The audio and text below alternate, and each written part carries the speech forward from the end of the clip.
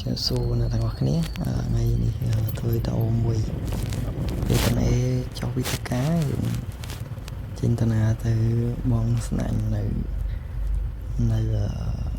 ក្បែរហ្នឹងមានបឹងមួយអាហ្នឹងគេដូចជាបឹងអញ្ចឹងគេហៅវាទឹករយៈដែរទេទឹកប្រហែលជាធំចកេះហើយខ្ញុំជិះម៉ូតូទៅផ្លូវនេះអ្នកទាំងអស់គ្នាគឺផ្លូវគាត់ផ្លូវបេតុងគាត់ព្រំដែនយួនខ្មែរគឺគេហៅផ្លូវបេតុងក្បាត់ព្រំដែនហ្នឹងយើងជិះទៅគឺនៅខាងឆ្វេងដៃខ្ញុំគឺទឹកដៃរបស់វៀតណាមទៅវាយជានេះហ្នឹងវៀតណាមទៅពេលខាងស្ដាំដៃគឺទឹកដីខ្មែរអានេះគឺនៅចំ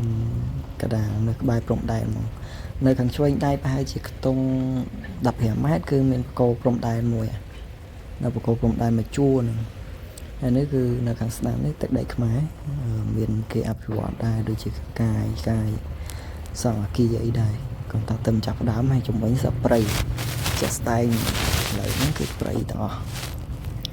អាហ្នឹងគឺធ្វើដំណើរទៅវាស្ងាត់បន្តិចហើយផ្លូវល្អអានេះគឺប៉ោះយាមគេឃើញតូចហ្នឹងគឺគាត់តងសមត្ថកិច្ចអីគាត់យាមអីចឹងទៅ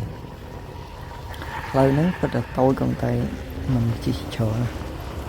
ជិះមកដាច់ទីឲ្យលឿនអ្នកបើកឡើងដល់ម៉ូតូលឿនលំមកនៅមកហ្នឹងគឺលំមកគ្នាពួកខ្ញុំដែលទៅបងស្នាញ់ហ្នឹង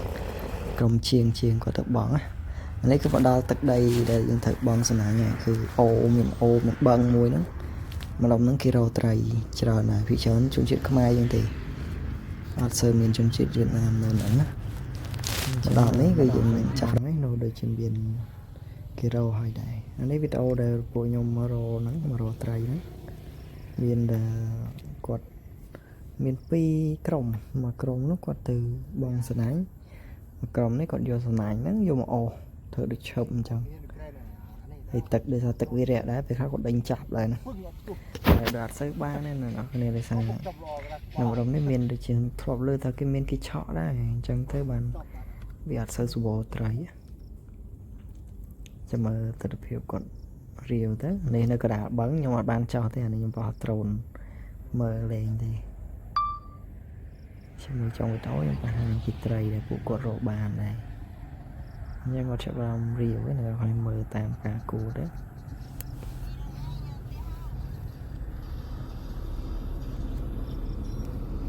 ហើយនេះគឺចុងវីដេអូគឺថៃគាត់បានថៃគូសំដែរតែ2សម្លអីបងអត់អស់ហើយនេះមានថៃឡាប់យ៉ាថៃផ្ទក់ថៃ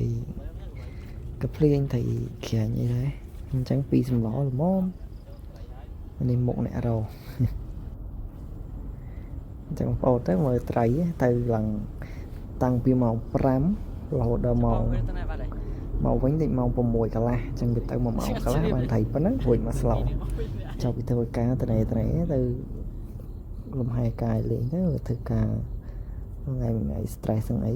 អានេះនៅក្បែរហ្នឹងវាមានទឹកមានអីសំណាងដែរអញ្ចឹងវីដេអូរបស់យើងចាប់ត្រឹមប៉ុណ្្នឹងណាបងប្អូនចាំមើលមានពេលខ្ញុំដើរថតកន្លែងហត់ថៃផ្សេងខ្ញុំមើលតែស្អាតពីច្រើនពេលល្ងាចខ្ញុំទៅដើរទៅកន្លែងហត់ថៃផ្សេងថតលេងណា